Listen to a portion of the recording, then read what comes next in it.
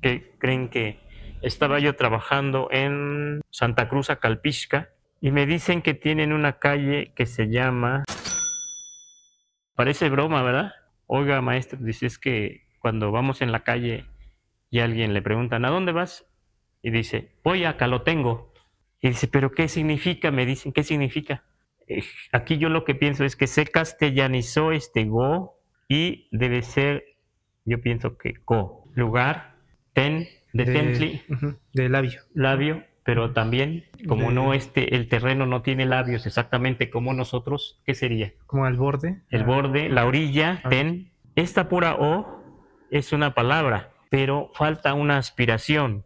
Pues esta o, aquí les ayudo, se refiere a camino. En la orilla del camino, digamos, ¿de qué? Acal. ¿Qué sería acal? Canoa, una canoa que se llama acali. Acal es la raíz de una palabra, de la palabra canoa, acali, doble L. Y las terminaciones en doble L, así li, como acali, atolli, molli, cuando se va a aglutinar o polisintetizar, se pierde la I y una L. Por eso la raíz es acal. Entonces, un lugar en la orilla del camino de canoas. Por eso dice camino de canoas. Un camino de agua. Qué bonito, ¿no?